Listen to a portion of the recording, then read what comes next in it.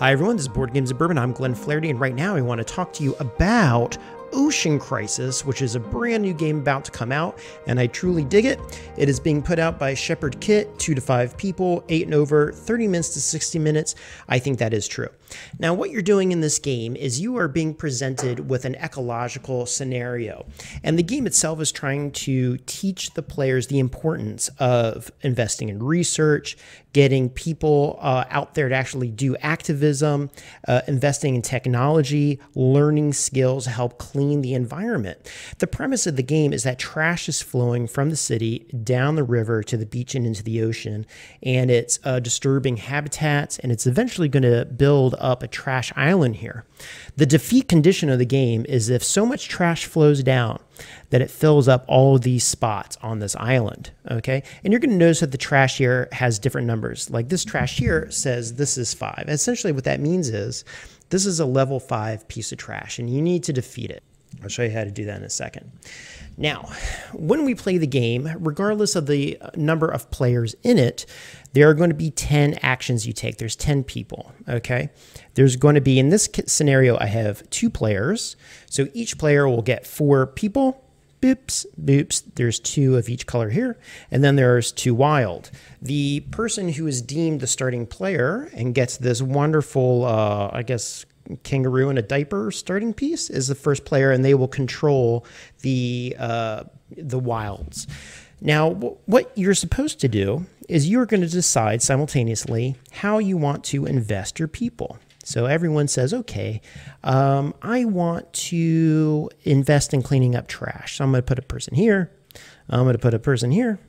I'm going to put a person here. I'll put 2 people there, something like this. This person's going to go over, let's just say over by this trash, and this person will go by that trash.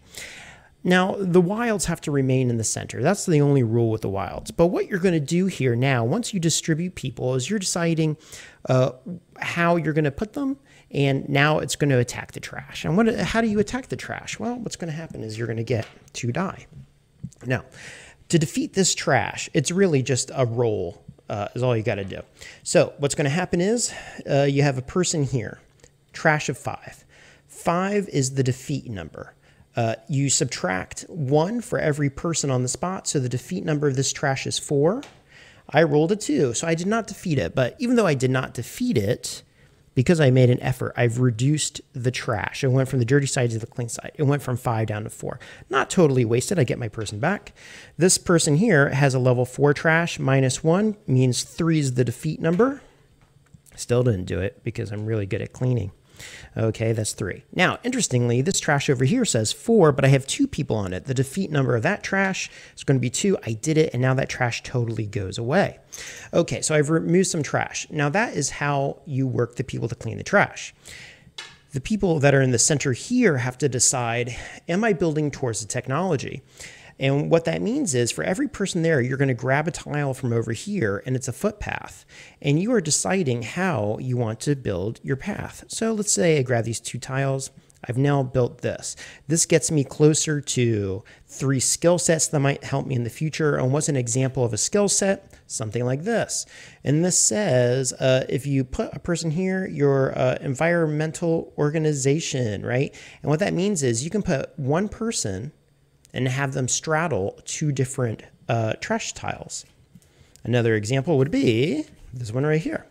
And this just basically means if you get this as your person's skill, 2 trashes gets reduced. So the trash lowers in complexity to defeat. They're very mild, but they're there and they help. You can also get here to get more boots on the ground. If you go here, this will prevent 1 tile from coming out. If you go here, what this does is this actually gives you a one-time use of getting 2 workers on the field, and it will clean this area completely. Same for this section. This over here will help you clean the ocean. And when there's trash over here, what'll happen is you have to roll a die. And you're going to roll this die, let's say. And it says 4. What that means is you have to click this forward. 1, 2, 3, 4. Now, for every trash that is by an arrow, what this does is it takes that trash and it puts it out into the ocean. Oh my goodness, that was horrific. We really should have worked on that. But I roll this die, and let's say eventually I get it over here. And should I get it over to this spot here that has the symbol of what they're calling the ocean vacuum, that will remove it from the game. Another great thing over here is when I clean up items from the ocean, I'm doing research on it, I place it over here. And when I completely fill up this area, okay, I can do research on it. Now, I either have to do 6 without building over to it, or if I do build a pathway over to the technology, it lights up and it reduces my need from 6 down to 4 samples. And let me show you what that means. So what that means is I would put all of this over here, and once I fill up this area, I can choose whether I want bottle caps, bags, or straws, the symbol on the cards. And I choose one of those and I say, aha, that is the technology that has made bottle caps all reduce in 1. So anytime I'm faced with a bottle cap and now is reduced by 1, I remove all these and I start again to develop new technologies. Okay, so that's kind of how it goes. Now, the question you might wonder is, how do you lay out everything?